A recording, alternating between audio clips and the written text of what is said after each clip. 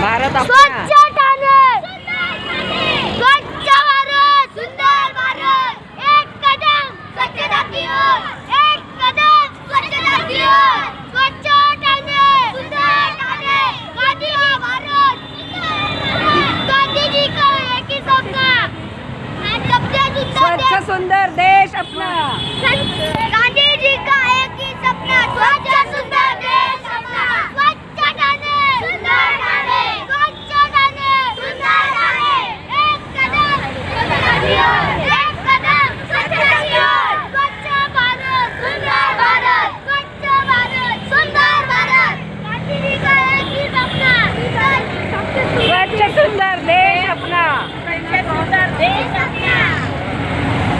चला टर्न करा. About turn. एक साथ अबाउट टर्न. चलो चल सुरू कर. स्वच्छतेची शपथ. स्वच्छतेची शपथ. मी घाण करणार नाही. मी घाण करणार नाही. आणि दुसऱ्याला करू देणार नाही. आणि दुसऱ्याला करू देणार नाही. सर्वप्रथम स्वतःपासून. माझ्या कुटुंबापासून. माझ्या गल्ली वस्तीपासून. माझ्या गावापासून. कार्यस्थळापासून. स्वच्छतेला सुरुवात करेन. जगातील इतर देशांप्रमाणे मीही अस्वच्छता करणार नाही. गावोगावी याबाबत इतरांना प्रेरित करीन.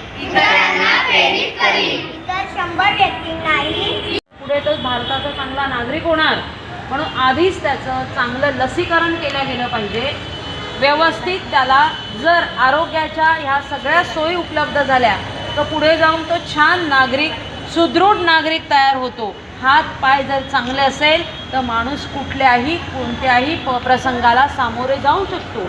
म्हणून आधीच या पोलिओच्या डोसचा सगळ्यांनी लाभ घेतला पाहिजे. म्हणून ज्या ज्या काका काकू आजी आजोबा शेजारचे कोण राहणारे ज्यांच्या घरात बाळ असेल, जे 5 वर्षाच्या आतील असेल, त्यांना पटकन सांगायचं, ओ काका, ए ताई, तू नेलं का ग दवाखान्यात?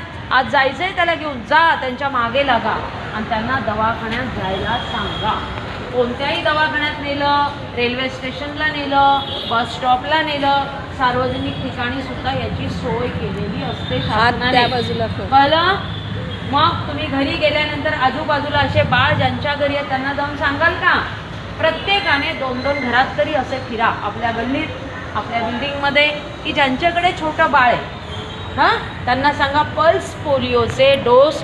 खाली बघा, खाली बघा पाहिजे.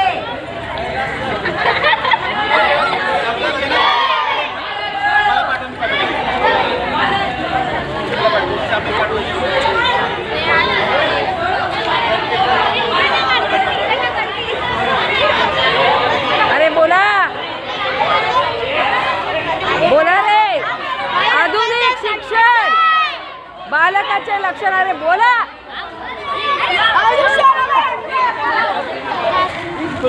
आवडतो नाही.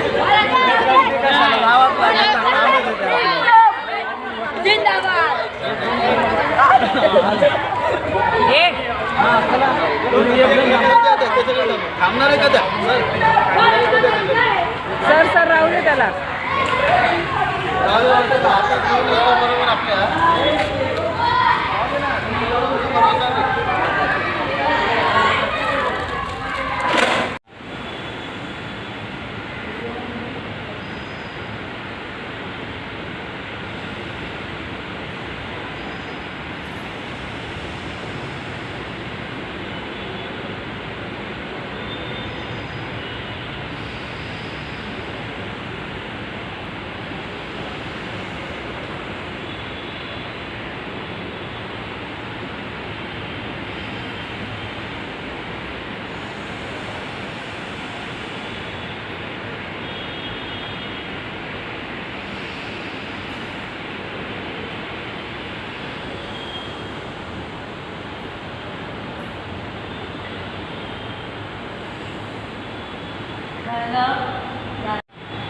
दोन्ही नागपुऱ्या बंद करा. श्वास रोखून ठेवा. तिकडून श्वास न घेतला होता तिथून बंदच ठेवा. त्याच्या विरुद्ध बाजूने सोडून द्या. उजव्या नागपुरीने शाबाश. काय मुलं छान करताय. आता 30 क्रिया डाव्या नागपुरीने करायची आहे. डावी नागपुरी बंद करा. या करंगळीने, करंगळीच्या शेजारचं हो. उजव्या नागपुरीने हवा घ्या. अंगठ्याने बंद करा. थोडा वेळ थांबा. आता हे इकडचं पोटा कृतीने बंद केले नागपूर सोडून द्या. श्वास सोडा. क्रिया कळाली आहे. घेऊया पटकन.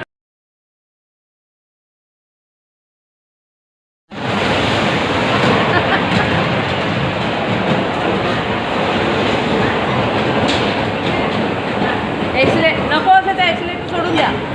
नको असेल तर ॲक्सिलेटर सोडून द्या. नाही नाही, ओले कपडे, ओले कपडे आहेत. सगळ्यांना एकत्र सगळ्यांना एकत्र.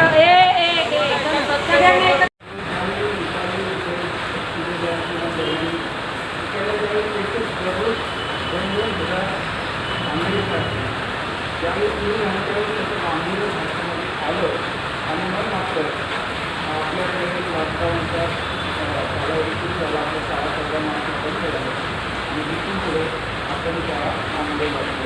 त्याच्यात बरेच काही अनुभव आले. असं खरं तर मी सांगतो कोरोना आपल्याजवळ कमी झाली. सुरुवातीला शासनाने ज्या काही शारीरिक गर्दी असते, समजा मंदिर असते ती मंदिरं बंद केली आणि त्या काळात फक्त कोरोनाच तिकीट नव्हतं तर त्याच्यामुळे अनेक तिकीट आले. त्याच्या मागचे झालं असतं. त्यानंतर काही ठिकाणी या दूध बळी गेली लागते, म्हणजे खूप लोकांचे रोजगार गेले. त्यानंतर काही गोष्टी अशा होते की आमच्यामध्ये काही घटना असतात किंवा अनेक व्यवसायाची झाली झाली आपल्याला सगळे सुद्धा स्टॉप झाले, काही ठिकाणी दुकान झाले. त्यानंतर असे ट्रान्सपोर्टचे धंदे बंद केले. आपल्याला सगळं माहिती आहे, शाळा महाविद्यालय सगळं बंद झालं. त्यानंतर प्रवासी वाहतूक, आंदोलनाची वाहतूक सगळं बंद झालं. नोकरी बऱ्याच लोकांना आपल्याला समजा काही गोष्टी जाणवत असल्या तरी पण कामगार वर्ग जो त्यांना आर्थिक फटका खूप मोठा बसतो. बऱ्याच लोकांचा रोजगार गेलेला आहे. परीक्षा अजून काही झालेलं नाही युनिव्हर्सिटीमध्ये बऱ्याचशा प्रमाणामध्ये. त्यांचे रिझल्ट घ्यायचं आत्तापर्यंत 10वी-12वीचा आत्ता रिझल्ट आहे. त्यानंतर युनिव्हर्सिटी कॉलेजचा अजून रिझल्ट नाही, परीक्षाच नाही. त्यानंतर आपण बघतो की दररोज आपल्या दयामानात आपण डिझेल पेट्रोल याची दरवाढ झालेली आहे. विजेची आपल्या लॉकडाऊनच्या काळात बिलं आली होती आणि त्यासाठी सुद्धा संघर्ष करावा लागतो. काय ह्यापुढे पण मानसिक तणाव काही आत्महत्या केलं.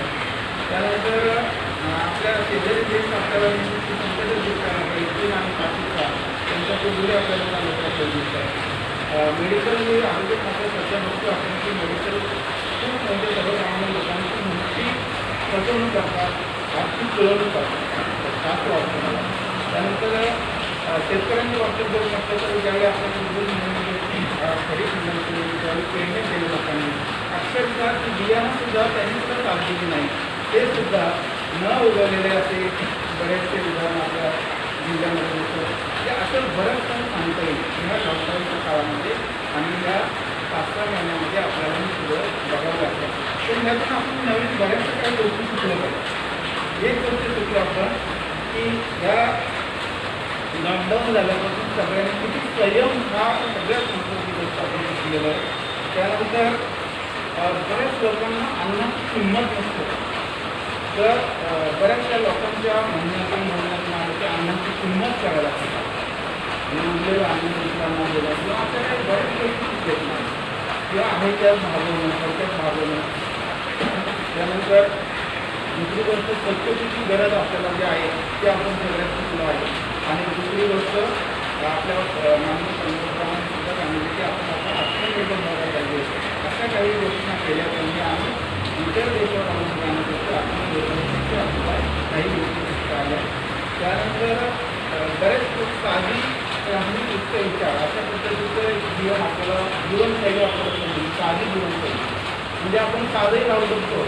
1 वर्ष पत्ते नाही तरी राहू शकतो. अनेक गोष्टी म्हणजे ह्या एका मुद्द्यावर खूप काही बोलू शकतो.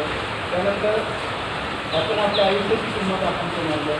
त्यानंतर कमी खर्चात विवाह आपण बघतोय सध्या की बऱ्याच ठिकाणी अगदी 50 लोकांमध्ये विवाह केले जातात आणि 5-50 सुद्धा बोलू जातो. काही जेवणाच्या किमती वगैरे घालण्याची आवश्यकता नाही, बदलत आहे. त्यानंतर 12वी-13वी करत नाहीत लोक, त्या ठिकाणी आवश्यक विना मेकअप राहणं या गोष्टी सुद्धा शिकले आणि हे सुद्धा अत्यंत महत्त्वाची गोष्ट ते सुद्धा आहे. त्यानंतर प्रदूषणाचा त्रास झाल्यावर मला बोलतो म्हणजे आपल्याकडे वाहनाचं स्टॉप होती सगळी, तर प्रदूषणाचा त्रास झाला नाही. घरामध्ये सगळे लोक एकत्र असल्यामुळे घरातील सगळ्यांनी संवाद झाला की सगळं की ज्यावेळी वडील तरी सकाळी जायची संध्याकाळी यायची त्या गोष्टी न होता संवाद झाला. एकमेकांना मदत करायची कोणाला वाढीच लागली. आपण म्हणतो का विनाकारण बाहेर न फिरणे हे तर सगळ्यालाच नाही की ते सगळे सारखं सांगायचं म्हणून आपण सुरुवात दिली विनाकारण बाहेर न फिरणं. नंतर कमी संख्येत आणि ते संस्कार करणे ही एक गोष्ट आपण शिकलेलं आहे. हे आपण 4-5 लोक जाऊन केल्या जातात. घरी बनवलेले खाद्यपदार्थ आपण सगळ्यात महत्त्वाचं की बाहेर खायची सवय 4 महिन्यात मला तर आपण केलेलं नव्हतं हे काय खायचं घरी ही एक गोष्ट शिकलेलं आहे.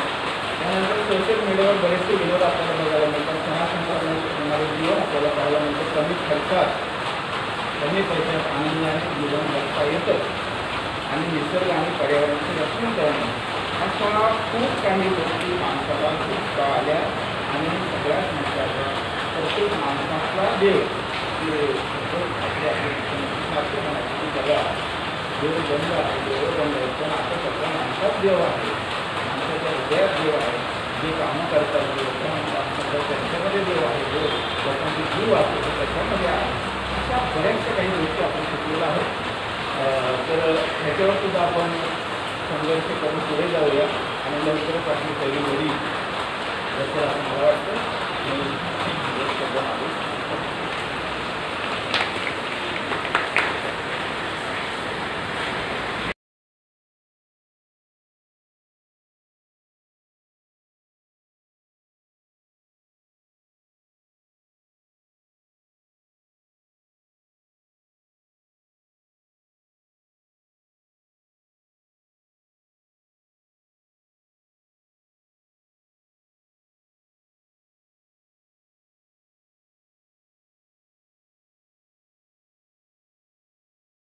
त्याला जोडून अनेक कार्यक्रम आपले त्या दिवशी झाले होते.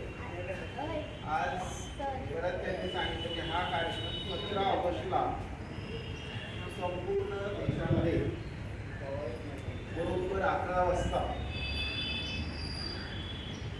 सगळ्या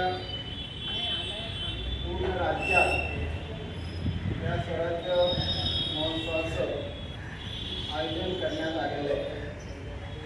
आणि त्या महोत्सवाअंतर्गत आपल्याला हा कार्यक्रम साजरा करायचा आहे.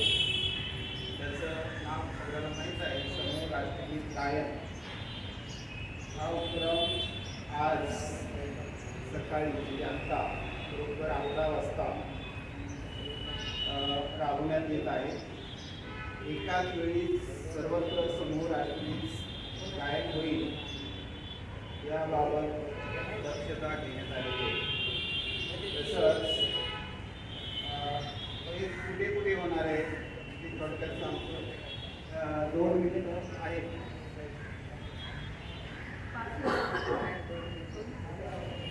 तर त्याच्या अगोदर सगळ्या खाजगी सरकारी कार्यालय असतील, सगळ्या शाळा, महाविद्यालय, इतर काही व्यावसायिक संस्था, विद्यापीठं, त्या ठिकाणचे सर्व विद्यार्थी, शिक्षक या सर्वांचा सहभाग याच्यामध्ये अनिवार्य आहे.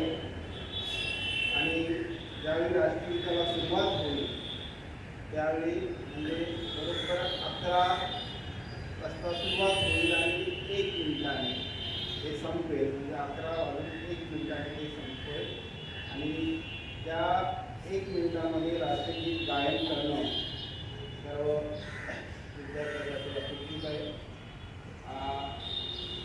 त्याचे नियम जे आहेत ते तुम्हाला सगळ्यांना माहीत आहे. राष्ट्रगीत बोलते इकडं 52 सेकंदात संपतो. तर त्यावेळी आपण पूर्ण सावधान अवस्थेत असणं गरजेचं आहे. त्याचा कोणत्याही प्रकारचा अवमान होणार नाही याची दक्षता घ्यायची आहे. आपल्याला प्रत्येकाला माहीत आहे की राष्ट्रगीत हे आपल्या देशाचं प्रतीक आहे. आपण दररोज म्हणतो, तरीसुद्धा काही विद्यार्थी राष्ट्रगीत बोलताना हालचाल करतात, हाताने कुठे खाजवतात आणि मग त्याचा अपमान. मला राष्ट्रध्वज, राष्ट्रगीत, हे जे काही आपल्या देशात आहे त्याचा सन्मान अपेक्षित आहे. आणि हे आपल्या शरीरावर तसं वळण लागणं आवश्यक आहे. आपल्या आचरणात तुम्हाला मी उदाहरण सांगितलं तर आंध्र राज्यामध्ये दररोज तिथल्या ग्रामीण भागात सुद्धा राष्ट्रगीत लावतात. पण ते 4 महिने बोलावं. आता वेळ झालेली आहे. सर्वांनी बोलायचं एक साथ विश्राम, एक साथ सावधान, एक साथ राष्ट्रगीत सुरू करेंगे. शुरू कर.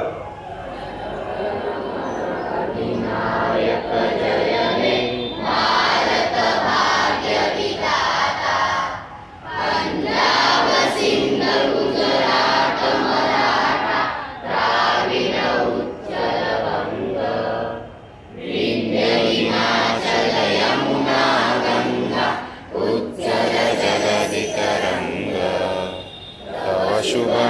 में जागे तव शुभ आशीष मागे गाए तव जय गाथा जन मंगलदायक जय हे भारत भाग्य विधाता जय